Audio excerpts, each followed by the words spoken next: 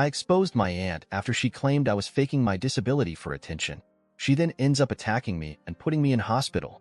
I, 31F, was born with a severe genetic disorder called EDS, hypermobility type.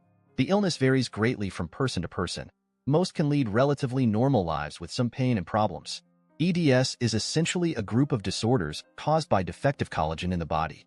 This results in a host of issues, including joint hypermobility, which causes joints to be so loose and unstable that they dislocate or subluxate, partially dislocate, constantly. Severe joint and soft tissue pain due to the constant dislocations and the resulting damage to the joints, among other things. Extreme chronic fatigue. Skin that bruises easily and, in thin areas, can even tear. Dizziness when standing up because my blood pressure drops rapidly. About 11 years ago, my disorder worsened significantly, and I was forced to start using a wheelchair to get around, as walking more than 100 feet became extremely dangerous for me. The risk of falling due to a hip dislocation was high.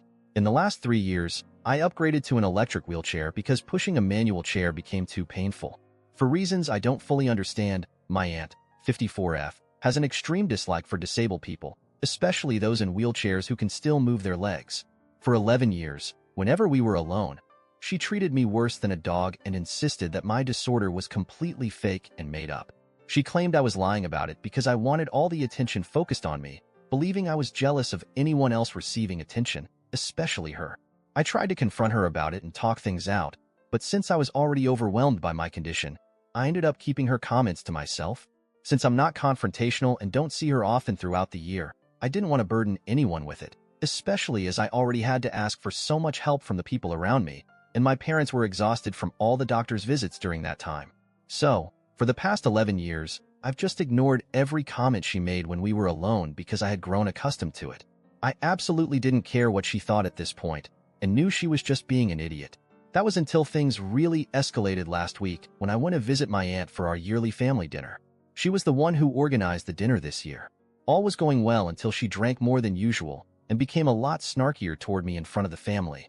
This caused some family members to call her out and tell her it was inappropriate and uncalled for. She silently fumed, giving me death stares afterward. My parents noticed this and kept an eye on her. Unfortunately, at some point, I went into the kitchen on the other side of the house to take a break from my aunt's stares and take my medication in private. My aunt followed me into the kitchen and closed the door behind her.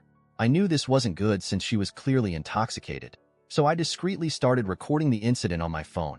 Since the door was closed and we were far from the others, with many people talking loudly in the other room, no one could hear us, even if I screamed.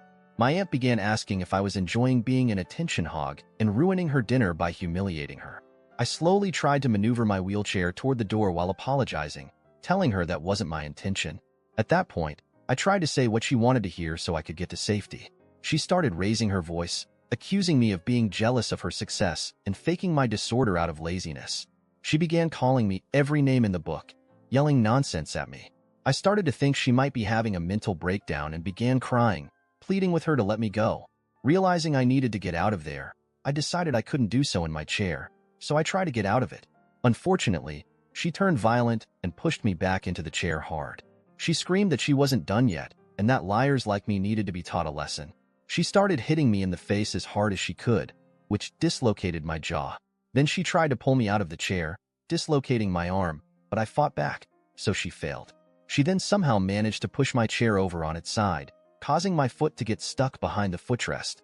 Luckily, my dad, noticing my absence and that my aunt was also gone, became concerned and began searching for me. My father later told me I let out such a blood-curdling scream that it was audible throughout the entire dining room, prompting him and my mom to sprint toward the sound. At this point, I was starting to lose consciousness from the pain. I remember my dad bursting through the door. From what I was told, my dad body-slammed my aunt, his younger sister, and punched her to make sure she stayed down. My mom screamed for someone to call 911, which my nephew did immediately. My mom then got me free from the wheelchair and tried to recall her first aid training. Meanwhile, my dad pinned my aunt to the floor while my aunt's husband stood there in complete shock, not knowing what to do. The police and ambulance arrived, and they put my aunt in cuffs. She screamed at my dad, asking how he dared to lay hands on a woman, no less his sister. My uncle then tried to defend my aunt, claiming they didn't know what had happened and that I could have tipped over myself after trying to attack her. He insisted his wife would never do something like this and that it had to be provoked. He apparently said much worse things, but my parents won't specify what exactly. I regained consciousness at this point, likely due to receiving some strong pain medication. It's still a blur because the medication left me disoriented. I was taken away by the ambulance while my aunt was taken to jail. At the hospital, I was found to have multiple fractured ribs, a dislocated arm, and a dislocated jaw. I also suffered a concussion from the punches, but the worst damage was to my foot, which turned out to be broken. I also have cuts and scrapes everywhere because my skin is so fragile. Fortunately, the injuries weren't severe enough to require surgery, but with my disorder, it will take at least 10 weeks in a cast, followed by physical therapy, although my ankle will likely be permanently damaged. I feel guilty for ruining someone's life. I've gotten multiple voicemails from different numbers with her screaming how I ruined her life and probably their finances after this. My uncle is trying to save his own reputation by sticking to my aunt's side, but that's short-lived since he wants a divorce. A few family members and them are making me doubt if I've done something wrong here, so that's why I'm asking if I'm the a-hole. Edit.